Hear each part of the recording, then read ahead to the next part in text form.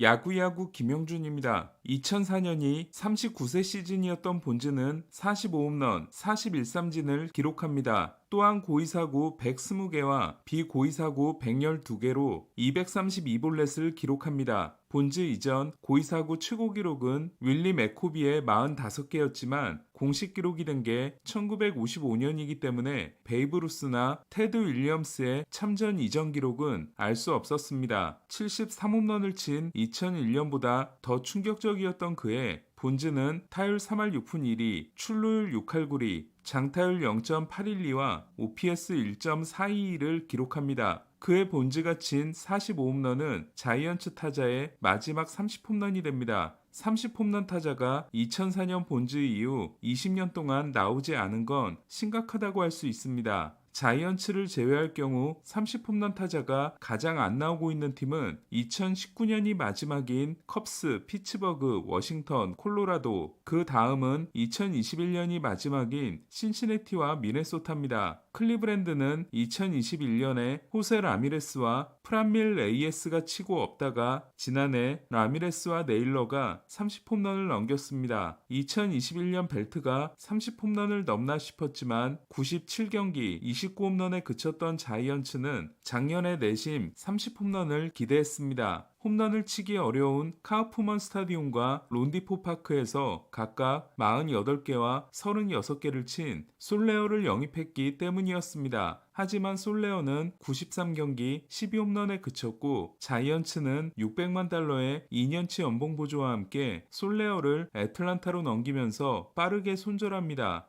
2019년에 36개를 기록했고 2021년과 2022년에 2년 연속 27개를 기록한 체프먼 역시 30홈런 후보였습니다. 체프먼은 154경기에 출전했지만 27개에서 멈추고 맙니다. 원정에서 18개를 친 반면 홈에서 9개에 그쳤기 때문이었습니다. 오라클 파크는 홈런을 치기 얼마나 어려울까? 지난 3년간 스태캐스트 홈런 팩터는 높은 순서대로 신시내티, 다저스, 양키스, 텍사스, 필리스, 미러키였습니다. 반면 낮은 순서로는 자이언츠, 오클랜드, 피츠버그, 캔자시티였습니다. 오라클 파크는 맥코비만에서 불어오는 바람과 24피트 벽돌 담장 때문에 좌타자가 홈런을 치기 어려운 구장으로 알려져 있습니다. 하지만 우타자도 만만치 않습니다. 오라클 파크의 홈런 팩터는 좌타자 77, 우타자 79로 우타자가 딱히 덜 불리한 것도 아닙니다. 피츠버그 PNC 파크는 우타자 71, 좌타자 102로 좌타자는 불리한 구장이 아니지만 오라클 파크는 어느 타석에 들어서든 홈런을 때려내기 어렵습니다. 지난 겨울 자이언츠는 지출액의 92%에 해당되는 1억 8,200만 달러를 아다메스에게 썼습니다. 아다메스는 4년간 기록한 112홈런이 코리 시거와 함께 유격수 공동 1위에 해당됩니다. 하지만 템파베이 시절에 홈런 파워가 아주 뛰어나지 않았던 아다메스가 미러키 이적 후 파워히터가 된 건 홈구장의 변화 덕분이었습니다. 미러키의 아메리칸 패밀리 필드의 홈런 팩터가 3년간 6위였던 반면 템파베이 트로피카나 필드는 18위였습니다. 문제는 아다메스의 바뀐 집이 홈런 팩터 꼴찌 구장이라는 겁니다. 지난해 아다메스는 홈에서 0.82로 원정에서 0.774를 기록했는데 홈 성적이 크게 나빠진다면 공격력의 저하를 피할 수 없게 됩니다. 얼마 전 스태캐스트는 재밌는 연구 결과를 발표했습니다. 지난 2년간 각 구장별로 바람을 타고 넘어간 홈런과 바람 때문에 사라진 홈런의 숫자를 계산한 겁니다. 오라클 파크는 바람 때문에 잃어버린 숫자가 생각보다 많지 않았고 바람을 타고 넘어간 숫자는 생각보다 많았습니다. 바람을 타고 넘어간 게 16개, 바람 때문에 넘어가지 않은 게 23개니까 오라클 파크의 변덕은 갈피를 잡기 어렵다고 할 수 있습니다. 다저 스타디움은 각각 10개와 10개로 유일하게 2개의 숫자가 똑같았습니다. 제가 지금도 기억하는 건 2006년 유제국의 선발 데뷔전이었습니다. 당시 컵스의 리글리 필드는 강한 바람이 외야로 불어나갔고 투수들은 대참사를 경험합니다. 유제국은 1.1이닝 4피 홈런 6실점으로 마운드를 내려왔고 애틀란타 선발 존 스몰츠는 홈런은 맞지 않았지만 6이닝 10피안타 8실점을 합니다. 양팀 합쳐 34개의 안타가 나왔고 8개의 홈런을 날린 애틀란타는 13대 12로 승리합니다. 유제국이 메이저리그에서 가진 처음이자 마지막 선발 등판이었습니다. 시카고는 윈디시티로 유명하고 바다만큼 넓은 미시건호에 붙어있는 리글리 필드는 바람이 많이 불기로 유명합니다. 컵스에서 데뷔한 매덕스는 등판일에는 구장으로 차를 몰고 오면서 호수의 물결을 유심히 관찰해 당일의 전략을 세웠다는 도시 전설급 이야기가 있습니다. 크리스 브라이언트의 아버지는 아들의 뛰어난 재능을 간파한 후 운영하던 가구점 사업을 접고 야구 공부를 열심히 한 걸로 유명합니다. 브라이언트의 아버지는 아들의 발사학도가 너무 높아서 홈런을 잃고 있다며 발사학도를 낮추라는 주문을 합니다. 리글리 필드는 봄과 가을에는 바람 때문에 홈런에서 손해를 보고 여름에는 이득을 보는 걸로 알려져 있었는데 스태캐스트의 지난 2년간 계산으로는 56개 홈런이 바람에 사라지고 13개가 바람을 타고 넘어가 압도적으로 타자에게 불리했습니다. 바람 때문에 홈런이 가장 안 나오는 구장은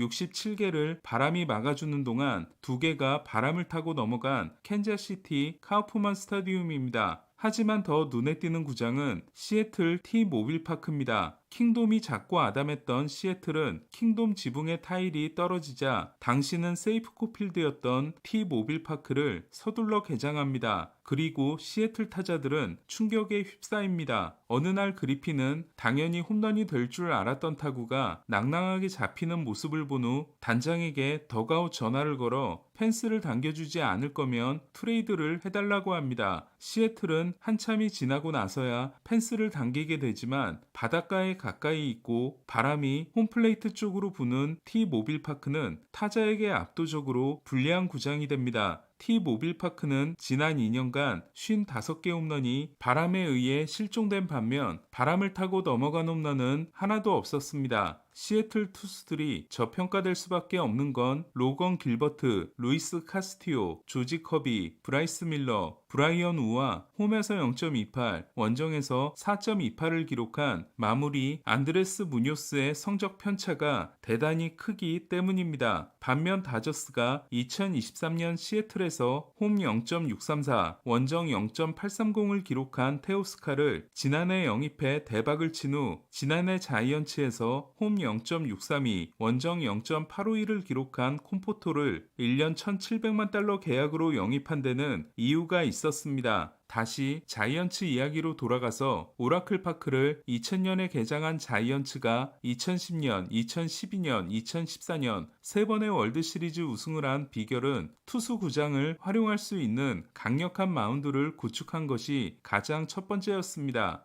때문에 아다메스에게 1억 8,200만 달러를 쓸 때까지만 해도 공격적인 투자가 예상됐고 그렇다면 특급 에이스를 영입할 기회를 놓치지 않을 것으로 보였지만 코빈 번스를 허무하게 놓칩니다. 번스는 베이 지역에서 대학을 다니고 집이 있는 스카츠데일이 자이언츠의 캠프지이기 때문에 유력해 보였지만 자이언츠가 영 신통치 않자 먼저 디백스에게 연락을 취해 6년 2억 1천만 달러에 계약합니다. 이 중 6,400만 달러가 디퍼이기 때문에 실제 계약 가치는 1억 9,800만 달러고 번스의 가격으로는 합리적이라는 평가입니다. 결과적으로 아다메스와 벌렌더 말고는 FA 영입을 하지 않은 포지는 젊은 선수들의 뛰어난 성장 가능성을 기대하고 있다는 말을 했습니다. 그 중에서도 파워 70으로 평가받는 엘드리지가 본즈 이후 최고의 좌타자가 되기를 기대하고 있습니다. 지난해 오라클 파크를 쓰면서 27개의 홈런을 친 체프먼과 미러키에서 32개를 기록한 아다메스 혹은 다른 누군가가 21년 만에 30홈런을 치는 자이언츠 선수가 될 수 있을까요? 파이프라인 24위인 엘드리지는 내년 데뷔가 목표입니다. 오늘 소식은 여기까지입니다. 야구야구 김영준이었습니다.